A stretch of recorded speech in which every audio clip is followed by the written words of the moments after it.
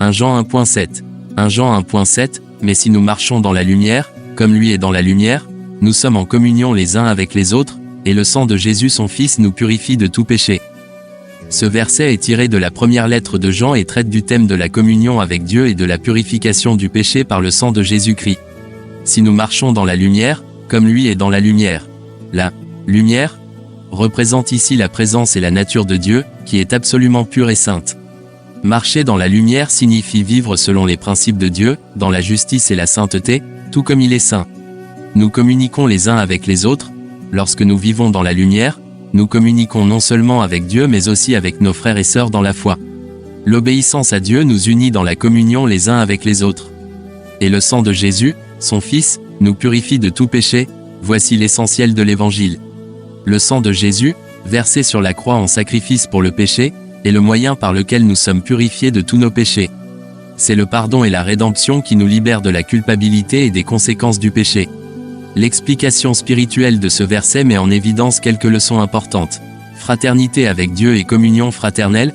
La communion avec Dieu et les autres croyants est le résultat naturel de la vie dans l'obéissance à la parole de Dieu. Marcher dans la lumière nous rassemble dans une relation saine avec Dieu et la famille de la foi. Purification par le sang de Jésus. La purification du péché ne s'obtient pas par nos propres efforts ou mérites, mais par le sang de Jésus-Christ. Sa mort sacrificielle sur la croix est le seul moyen par lequel nos péchés sont pardonnés et nous sommes réconciliés avec Dieu. L'appel à la sainteté, marcher dans la lumière, c'est vivre une vie de sainteté, en suivant l'exemple de Dieu. Cela signifie rechercher la pureté du cœur et éviter le péché volontaire. L'importance de la communion chrétienne.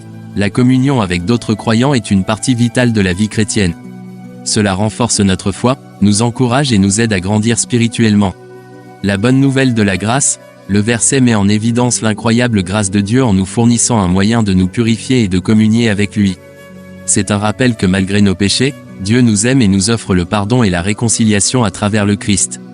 En résumé, 1 Jean 1/7 souligne l'importance de marcher dans la lumière de Dieu, de vivre en communion les uns avec les autres et de faire confiance à la purification fournie par le sang de Jésus-Christ pour la rémission de nos péchés. Ce passage nous encourage à vivre dans l'obéissance, à jouir de la communion avec Dieu et avec les autres croyants, et à célébrer la grâce étonnante de Dieu dans notre salut.